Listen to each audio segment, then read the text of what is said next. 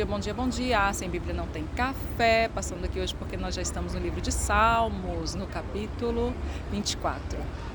Hoje eu estou rindo de mim mesma porque eu estou sentada aqui na rua, simplesmente porque essa árvore é maravilhosa. Então o cenário de primavera vai ser o nosso cenário de hoje, porque a primavera já está chegando aqui na Bélgica. Pronto. Creia corretamente, seja transformado. Cristianismo é, acima de tudo, relacionamento. Relacionamento com Deus, através do Espírito Santo de Deus em nós, e relacionamento com o próximo. Para isso, quero iniciar hoje com esse versículo que está escrito: "E nisso conhecereis que sois meus discípulos, quando amardes uns aos outros." Uma crença errada vai gerar um comportamento errado. Se nós quisermos mudarmos um comportamento, precisamos mudar a mentalidade. Uma crença errada é uma crença que não está de acordo com a verdade. E qual é a verdade? A verdade é o Evangelho da Graça. Nós podemos ver no livro de João, está escrito assim, terceira epístola de João, 1-4. O presbítero ao amado Gaio, a quem eu amo na verdade. Acima de tudo, faço votos por tua prosperidade e saúde, assim como é próspera a tua alma. Pois fiquei sobremodo alegre pela vinda de irmãos e pelo seu testemunho da tua verdade, como tu andas na verdade. Não tenho maior alegria do que esta, a de ouvir que os meus filhos andam na verdade. Como já dissemos anteriormente, o cristianismo é uma questão de relacionamento. Relacionamento com Deus, através do Espírito Santo, e relacionamento com o próximo. Mas, quando nós cremos de uma maneira errada, nós nos relacionamos de uma maneira errada. Nós estamos falando da transformação da alma. A transformação da alma vem pela renovação da nossa mente, através da palavra de Deus. Jesus nos ensinou, ele resumiu todos os pontos da lei em 2: amar a Deus acima de todas as coisas e o próximo como a nós mesmos. A lei foi dada por intermédio de Moisés, mas a graça e a verdade vieram por intermédio de Jesus. Que os fariseus sabiam a Torá de cor, mas eles desconheciam a verdade, porque se eles conhecessem a verdade, eles não teriam crucificado a Cristo. E Cristo disse assim: conhecereis a verdade, e a verdade vos libertará. Pedro se afastou dos gentios porque teve vergonha de comer com eles diante dos judeus. Paulo se opôs a ele publicamente, dizendo a ele que ele não estava andando segundo o evangelho da verdade, ou segundo a verdade do evangelho da graça. Vamos ler juntos essa parte no livro de Gálatas, no capítulo 2, a partir do versículo 11. Paulo fica contra Pedro em Antioquia. Porém, quando Pedro veio para Antioquia, da Síria, eu fiquei contra ele em público, porque ele estava completamente errado. De fato, antes de chegarem ali alguns homens mandados por Tiago, Pedro tomava refeições com os irmãos não-judeus. Mas depois que aqueles homens chegaram, ele não queria mais tomar refeições com os não-judeus, porque tinha medo dos que eram a favor de circuncidar os não-judeus. E também os outros irmãos judeus começaram a agir como hipócritas, do mesmo modo que Pedro, e até Barnabé se deixou levar pela hipocrisia deles. Quando vi que eles não estavam agindo direito, de acordo com a verdade do Evangelho, eu disse a Pedro na presença de todos: você é judeu, mas não está vivendo como judeu, e sim como não-judeu. Então, como é que você quer obrigar os não-judeus a viverem como judeus? Repare que a discussão aqui era porque Pedro ele foi chamado para pregar o evangelho aos judeus e Paulo para anunciar o evangelho aos não-judeus, que somos nós.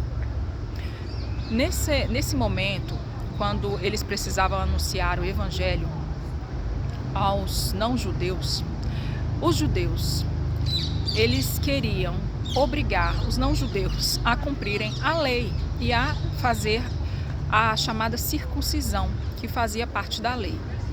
Então, eles tiveram que fazer várias reuniões e longas discussões para decidir se seria necessário que os não-judeus começassem a aderir à circuncisão ou não. E nesse tempo, Pedro estava tomando refeições com alguns irmãos, já irmãos na fé, que já haviam crido no Evangelho. Ele estava tomando refeições com eles, quando outros judeus não estavam perto. Mas quando os outros judeus, que eram a favor da circuncisão, chegavam, ele se apartava desses irmãos. E Paulo se opôs a ele publicamente. Por quê?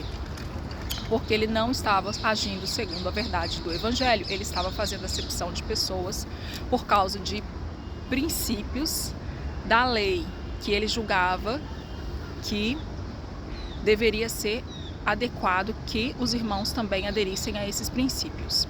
Enfim, de qualquer maneira, ele estava se apartando desses irmãos. Uma palavra e começa a falar. E diz assim: os judeus e os não-judeus são salvos pela fé. O fato é que nós somos judeus de nascimento e não pecadores não-judeus, como eles são chamados. Mas sabemos que todos são aceitos por Deus mediante a fé em Cristo Jesus, e não por fazerem o que a lei manda. Assim, nós também temos crido em Jesus, a fim de sermos aceitos por Deus pela nossa fé em Cristo, e não por fazermos o que a lei manda, pois ninguém é aceito por Deus por fazer o que a lei manda. Ao procurarmos sermos aceitos por Deus e estarmos unidos com Cristo, fica claro que somos pecadores, como os não-judeus. Mas será que isso quer dizer que Cristo trabalha em favor do pecado? Claro que não. Se eu, depois de ter destruído a lei, começar a construí-la de novo, como meio de ser aceito por Deus, aí sim fica claro que eu havia quebrado a lei. Pois, quanto à lei, estou morto pela própria lei, a fim de viver para Deus. Eu fui morto com Cristo na cruz. Assim, já não sou eu quem vive, mas Cristo é quem vive em mim. Esta vida que agora vivo na fé no Filho de Deus, que me amou e deu-se a si mesmo por mim. Eu me recuso a rejeitar a graça de Deus, pois se é por meio da lei que as pessoas são aceitas por Deus, então a morte de Cristo não adiantou nada. Pois, se é por meio da lei que as pessoas são aceitas por Deus, então a morte de Cristo não adiantou nada. A maneira que nós cremos determina a nossa conduta. Observe que Pedro estava tendo um comportamento errado porque estava se baseando numa crença errada. Então, nós vamos falar agora rapidamente de alguns pontos importantes. Todo comportamento é baseado numa crença. Precisamos ter cuidado com aquilo que cremos, pois aquilo que cremos vai determinar o nosso comportamento. Se quisermos mudar um comportamento, precisamos mudar a crença a qual o comportamento se apoia. Atrás de cada pecado, há uma mentira em que eu acredito. E toda mudança de comportamento precisa começar na mente, como está escrito em Romanos 12:2. Não vos conformeis com esse mundo, mas transformai-vos pela renovação do vosso entendimento. Para mudar um comportamento é necessário passar pela mente. O velho ditado é bem verdadeiro. Semeie um pensamento e colhe um ato. Semeie um ato e colhe um hábito. Semeie um hábito e colhe um caráter. Semeie um caráter e colhe um destino. O termo bíblico para mudança de mente é arrependimento. E o verdadeiro arrependimento é arrepender-nos de crer na mentira. Por muitas vezes queremos ajudar as pessoas a mudar o seu comportamento, mas não adianta dizer simplesmente: você precisa parar com isso, você precisa deixar de fazer aquilo. Precisamos ajudá-las a renovar o seu entendimento, a ter uma mudança de mentalidade.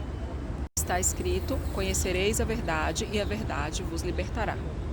Que interessante que está escrito aqui. A maioria das pessoas pensa em arrependimento como algo relacionado apenas com a salvação. Contudo, o arrependimento é mudar a maneira como pensamos sobre algo, ao aceitar a maneira que Deus pensa a respeito daquilo.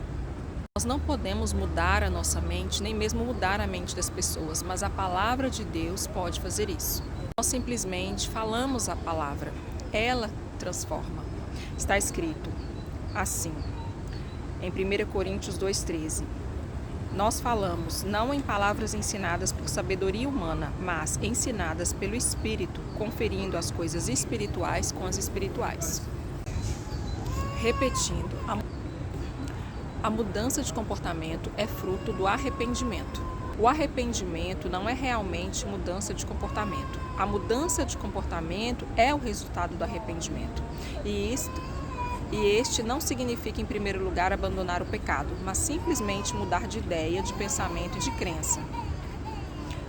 João Batista disse em Mateus 3,8 que devemos produzir frutos dignos de arrependimento. Em outras palavras, você pode dizer ao irmão: ok, você mudou de ideia sobre Deus, sobre a vida, sobre o pecado, sobre si mesmo. Agora vamos ver resultados sobre isso. Para saber se uma pessoa crê corretamente, basta observar as suas atitudes. Arrependei-vos, e cada um de vós sejai batizado em nome de Jesus Cristo para a remissão de vossos pecados, e recebei o Espírito Santo. Ou seja, tenha uma mudança de mentalidade. Seja batizado em nome de Jesus Cristo para a remissão dos vossos pecados e recebei o Espírito Santo. Salmos capítulo 24. Senhor Deus, pertence o mundo e tudo que nele existe, a terra e todos os seres vivos que nelas vivem são dele. O Senhor construiu a terra sobre os mares e pôs seus alicerces nas profundezas do oceano. Quem tem o direito de subir ao monte santo do Senhor? Quem pode ficar no seu santo templo? Somente aquele que é correto no agir, limpo no pensar, que não adora ídolos, nem faz promessas falsas. O Senhor Deus o abençoará, o salvará, o declarará inocente no julgamento. Não são assim as pessoas que adoram ao Senhor, que prestam culto a Deus de Jacó. Abram bem os portões antigos, e entrará o Rei da Glória. Quem é esse Rei da Glória? É o Senhor Deus, forte e poderoso, o Senhor poderoso na batalha. Abram bem os portões antigos, e entrará o Rei da Glória. Quem é esse Rei da Glória? É Deus, o Senhor Todo-Poderoso. Ele é o Rei da Glória.